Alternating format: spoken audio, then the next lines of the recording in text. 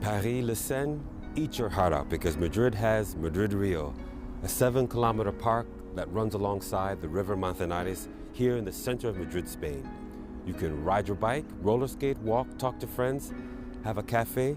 We're going to explore this together on our little trip down Madrid Río. First up, Toledo Bridge. Toledo Bridge was built in the early 16th century.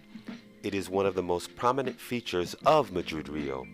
It is a charming pedestrian delight. I'm sitting on the Puerto Toledo Bridge, the bridge towards Toledo. It's a bridge that would take you to the city of Toledo. Right to the left of me is Madrid Río Park, where you can see people walking. Now that was once a highway called the M30, M30, and they put this part of the highway underground. And so now this has been converted into a huge park. It's absolutely spectacular and I love it. And in the background there you see the Silver Bridge, and we'll be taking a look at that Silver Bridge up close a bit later.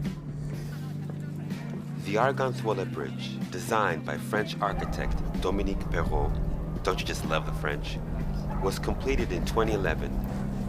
Here you have this silver, swirling, twirling spiral bridge, which is one of the prominent features here on Madrid Río. I absolutely love this bridge. Madrid Río has slides for kids, and if you need to sit down for a moment. Now they don't bullshit with benches in this park, because this is one serious long-ass bench. I'm standing on the King's Bridge, and right behind me is the Royal Palace. It's interesting to see the palace from down here because before Madrid Río, you could never see the palace from down below. But now you can. It's consumption time.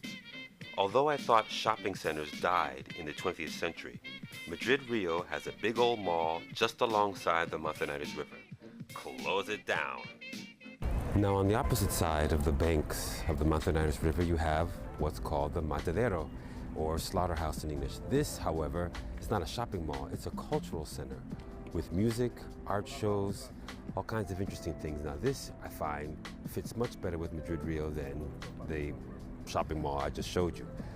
So if you want culture or you want shopping, you actually have them both right in front of each other. The Matadero during the day and the Matadero at night.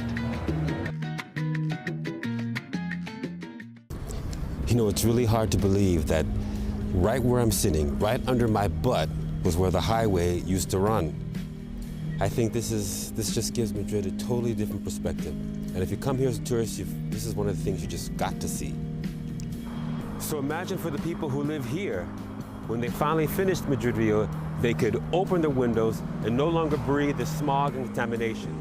Now, instead of cars, they have people walking, people on bikes. I think it's absolutely wonderful. And for them, I'm sure it's a totally different experience living down here.